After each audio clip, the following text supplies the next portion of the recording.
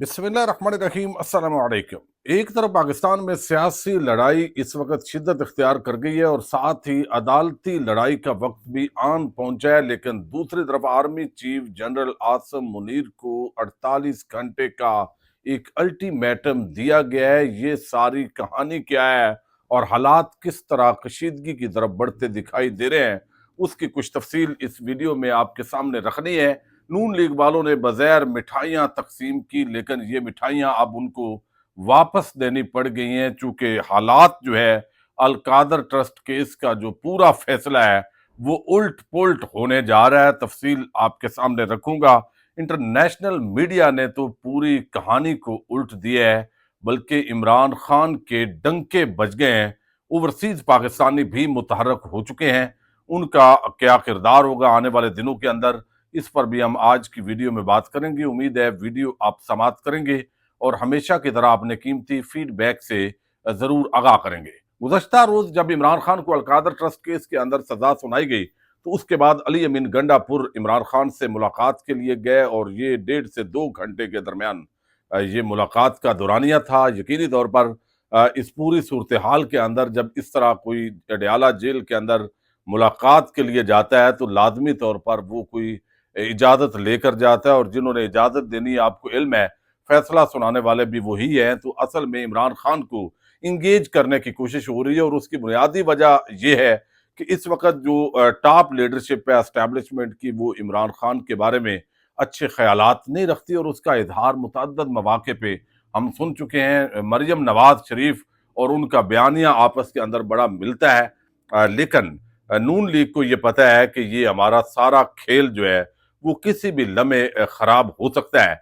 इसलिए अगरचे वो सारी जिस तरह एक जश्न का समय है, उनको वो सिर्फ इस बयानिए की हद तक है।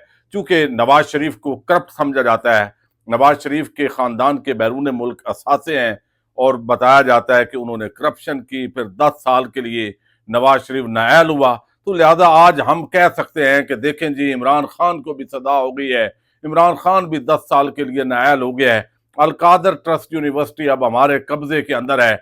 और जिस तरह एक खुशी का इजहार मरियम नवाज ने किया, ये बड़ी नीच हरकत है। यानी आप देखिए, हजारों जो स्कूल हैं पंजाब के, वो आपसे मैनेज नहीं हो रहे हैं, और आप वो प्राइवेटाइज कर रहे हैं, और वो आप एनजीओज के हवाले कर रहे हैं। तो अलकादर यूनिवर्सिटी आप चलाएंगे। सिर्फ एक बुग़्ज़, अनाद और नफरत जो है वो शरीफ खानदान का हमेशा से वतीरा रही है, और आज भी वो उसी नफरत के अंदर डूबे हुए, और उनको अंदाजा भी है कि अवाम उनके मुखालफ सिमत के अंदर जो है वो खड़े हैं। लेकिन इस सारे केस को जिस तरह इंटरनेशनल लेवल पर कवरेज मिली है, वो बहुत सारे लोगों के लिए बड़ी हैरान कुन है।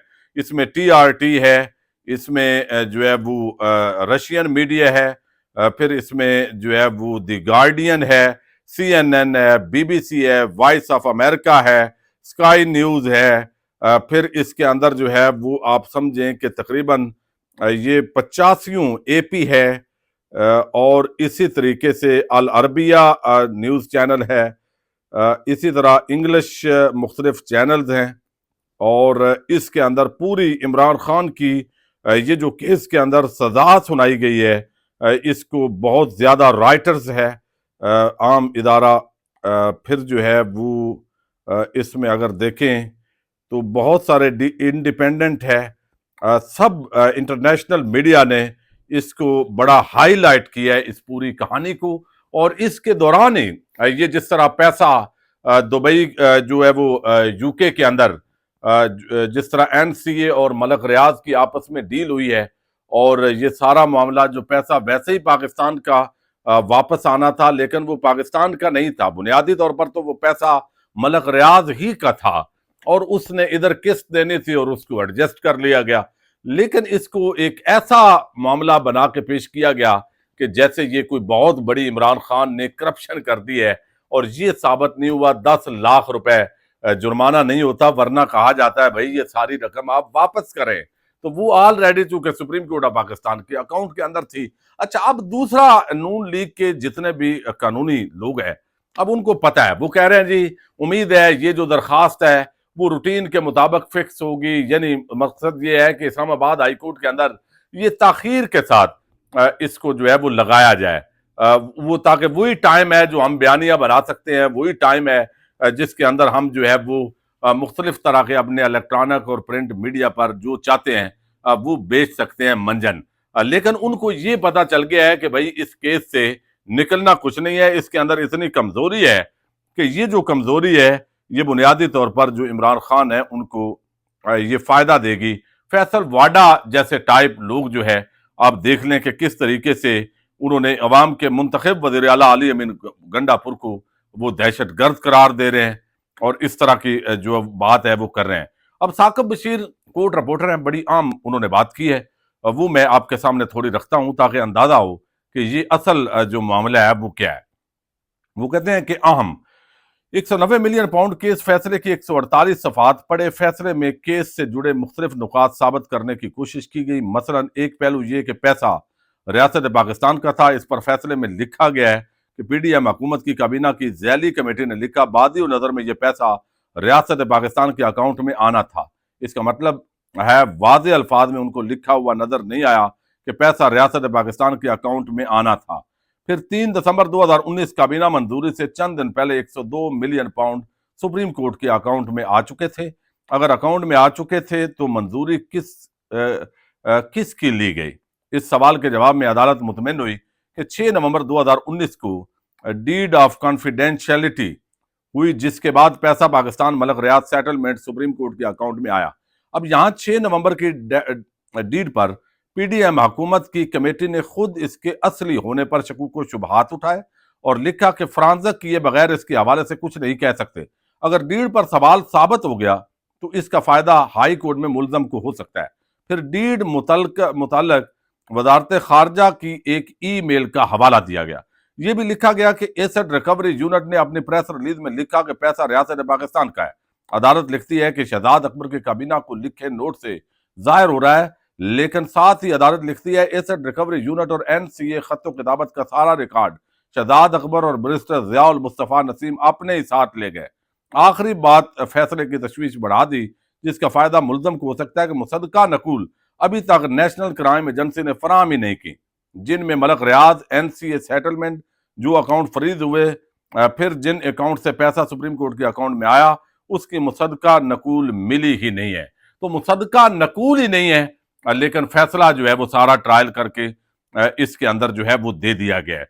और अब जो है वो इस सारे मामले के अंदर जो ये जज साहब हैं, इस हवाले से चूंकि आप सुन चुके हैं काफी लोगों से जो इनके खिलाफ 2005 के अंदर सुप्रीम कोर्ट ऑफ पाकिस्तान का फैसला आया और फिर हाई कोर्ट के उस वक्त के इफ्तिखार अहमद चौधरी, ये फवाद चौधरी के चचा हैं, वो चीफ जस्टिस होते थे और उन्होंने उस दौर के अंदर उस जज को बहाल कर दिया था जो बुनियादी तौर पर उनका अख्तियार नहीं था, लेकिन चूंकि इसको किसी ने फॉलो नहीं किया तो इस वजह से ये जज जो है वो मौजूद है।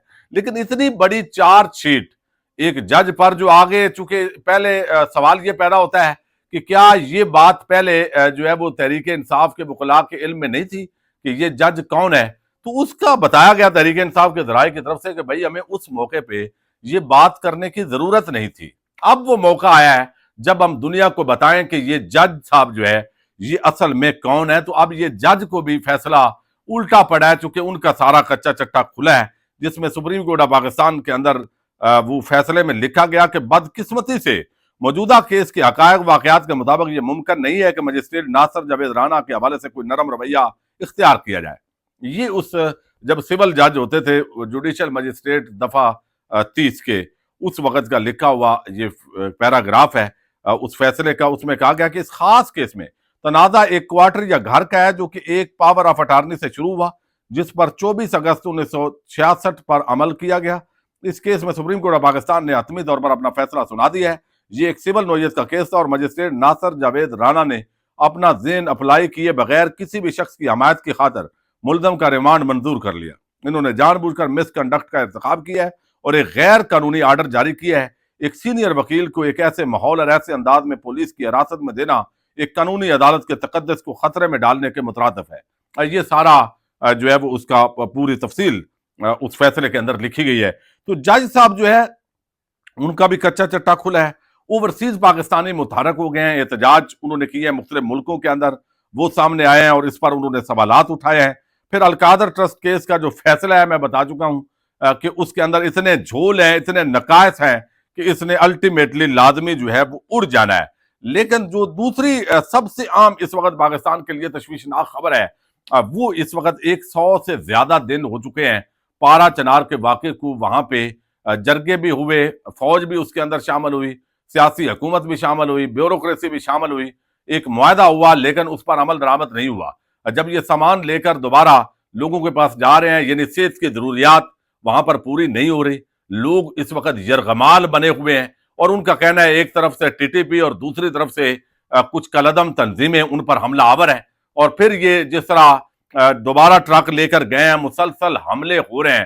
ان حالات کے اندر کل ایک پریس کانفرنس بھی ہوئی ہے اور ڈیجیٹل میڈیا کے حوالے سے بھی وہاں پر ان دوستوں کو بھی بریفنگ دی گئی ہے جو وہاں کے نمائندے ہیں، اور خاص طور پر مجلس وحدت المسلمین کے لوگ وہ سمجھتے ہیں کہ بھائی یہ جو ہے نا وہ مناسب نہیں ہے جو رویہ اس وقت کیا جا رہا ہے، اور وہ کہتے ہیں کہ کیا یہ سارا جو معاملہ ہے یہ آپ کس طرح اس چیز کو لے جا رہے ہیں، کیا فوج اس معاملے سے علیحدہ ہو سکتی ہے جس طریقے سے لوگوں کے خلاف یہ حملہ آور ہو رہے ہیں؟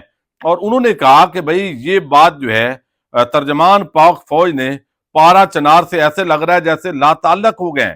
وہ لا تعلق کیسے ہو سکتے ہیں؟ ایک میجر جنرل کی نگرانی میں جرگے میں امن معاہدہ ہوتا ہے، پاک فوج کی سیکیورٹی میں کاروان جاتا ہے اور دہشت گرد حملہ کر دیتے ہیں، 5 گھنٹے کاروائی ہوتی رہتی ہے۔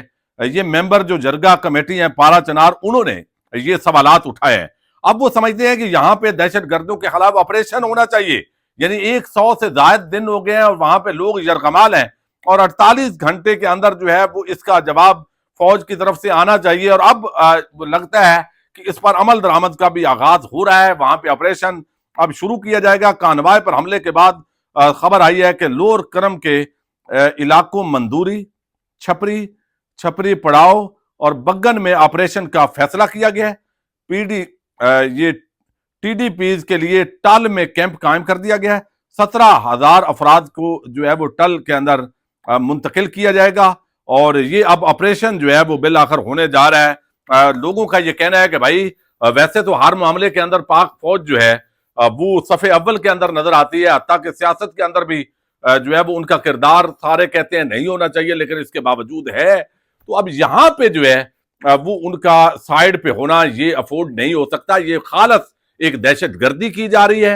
اور اب جو الٹیمیٹم دیا گیا تھا اور سخت رد عمل کا اظہار کیا مقامی لوگوں نے کہ فوج کو اور اداروں کو ایکشن لینا چاہیے ان دہشت گردوں کے خلاف، تو اب یہ خبر آئی ہے کہ مختلف جگہوں پر اب اس آپریشن کا جو ہے وہ آغاز ہو رہا ہے۔ اللہ کرے مزید یہ معاملہ بڑا ہی سینسیٹیو ہوا پڑا ہے، بڑا خرابی کی طرف بڑھ رہا ہے۔